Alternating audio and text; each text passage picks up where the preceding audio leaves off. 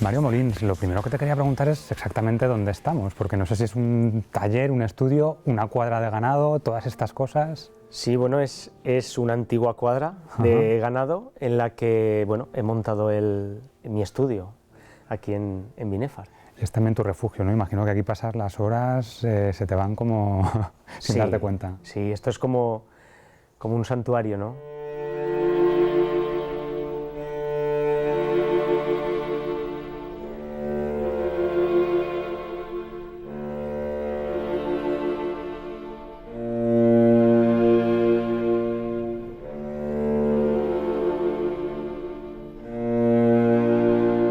¿Desde cuándo tienes esta inquietud por lo que es la madera y por lo que es el lenguaje con la naturaleza? No sé si tiene algo que ver la infancia o incluso tu abuelo, ¿no? Porque tengo entendido que el olivo de la puerta en realidad es tu abuelo, de algún modo. Sí, es mi abuelo.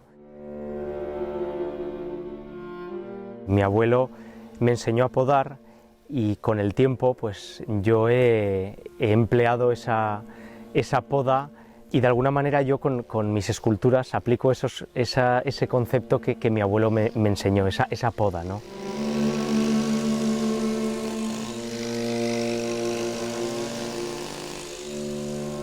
Y entonces el día que falleció, pues cogí el olivo y lo vine a plantar aquí a la entrada, a la puerta de mi taller. Siempre he creído que mi abuelo pasó a simbolizar y a ser ese olivo.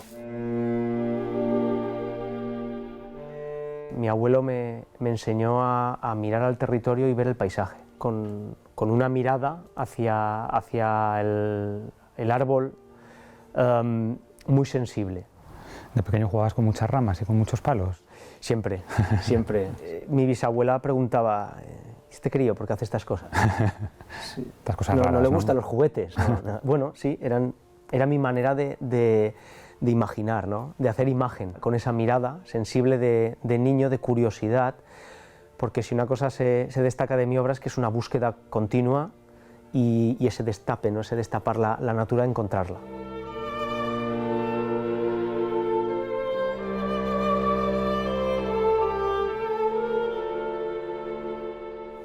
¿Recuerdas algún momento trascendente que tuviera un antes y después en esta infancia de, no sé, cuando viste podar por primera vez o cuando viste unos esquejes rebrotar?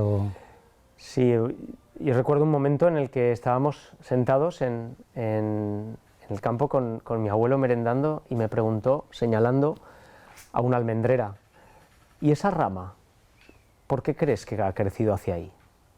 Te das cuenta que no es baladí una rama en un sitio. Vas entendiendo cómo van creciendo, que vas entendiendo cómo silenciosamente se van expresando. Esas formas, esa escultura es la que es porque es el árbol que era.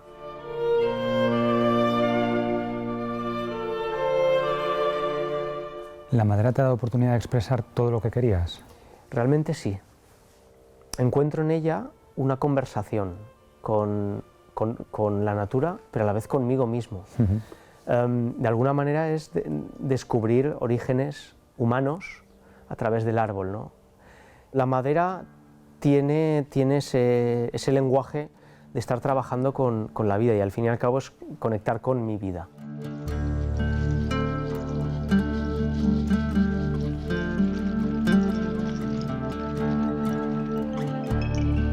Abrir un árbol y descubrir qué es lo que ha sucedido ahí dentro y cómo ha crecido, ¿no? Y me hace plantearme qué es lo que estamos haciendo los seres humanos, cómo nos descubrimos o cómo crecemos, ya no solo exteriormente, sino sobre todo interiormente.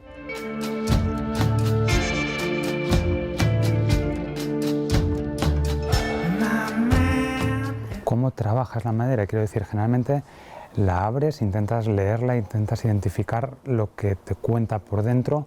Yo no sé, también le das algún aporte por fuera, no sé. Cuando cojo un árbol seco, lo primero que hago es lo coloco aquí en el caballete y comienzo a caminar a su alrededor y empiezo a mirar la corteza y empiezo a mirar los nudos que tiene y a partir de entender cómo ha crecido, cómo se ha expresado ese árbol, me voy y de alguna manera utilizo un poco la pausa para recordarlo y descubrir un poco qué es lo que me está queriendo decir.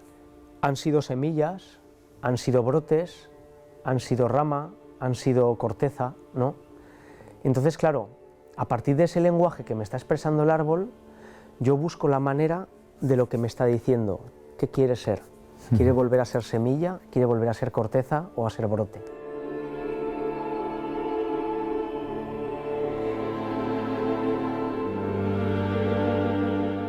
Aquí al lado, en unos campos, en un olivar, en San Esteban de Litera, hice una intervención en un olivo que tenía seco lo que es el tronco.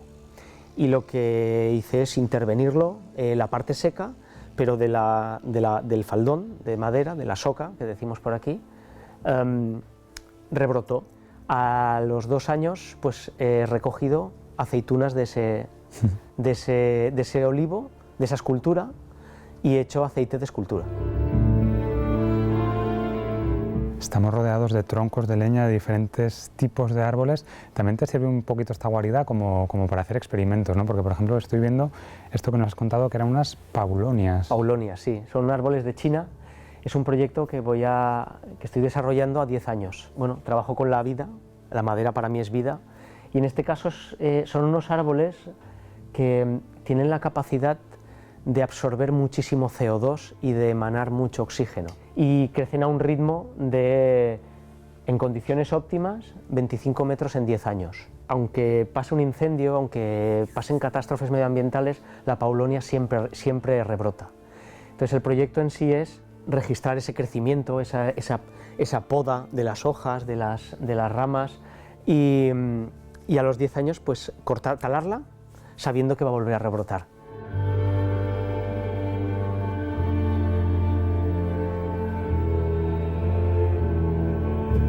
Estamos hablando de proyectos a 10, 15 años. Sí.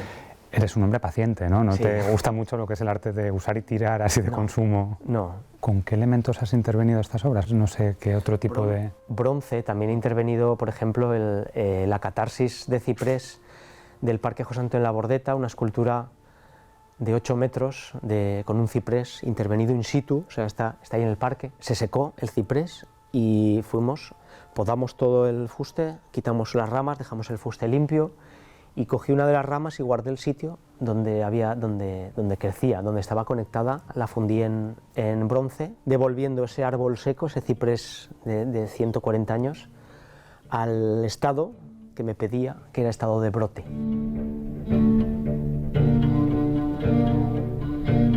También haces grabado, por lo menos durante este confinamiento de la pandemia, sí que estuviste haciendo además con unas tintas chinas muy especiales, ¿no? Sí, cada día me levantaba y hacía un grabado con una monotipia, solo hay una copia, porque empleo corteza de alcornoque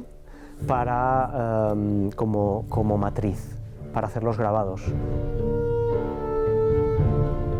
Porque luego lo que se ve plasmado son como moléculas, ¿no? Como células. Sí. Cogí cortezas de alcornoque, las corté cilíndricamente y las entinto y las imprimo. Y la tinta china, por ejemplo, la negra, la hago yo.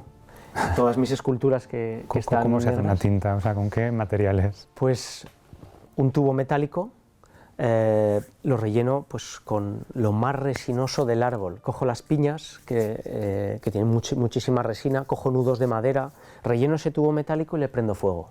Y en la parte superior le coloco un embudo, de tal manera que ese embudo va recogiendo el humo. Guarda el hollín y lo voy recogiendo dándole golpes en un bote. Proceso artesanal sí, completamente. Sí, y me parece muy poético el hecho de que de las esculturas que hago, los trozos van a esa producción de tinta. Hemos hablado mucho del germen, pero ¿hacia dónde se dirige la obra de Mario Molins? No sé si piensas que esta inspiración natural en algún momento te puede agotar o no, o es una cosa tan inabarcable que siempre vas a seguir siguiendo esa huella. Yo veo que hay veces que me lo he planteado, decir, ostras, alguna vez me cansaré de la madera, pero no me canso, porque cada tronco que abro es diferente y además cada uno tiene algo que decir y cada uno me pide que lo devuelva a un momento, ¿no?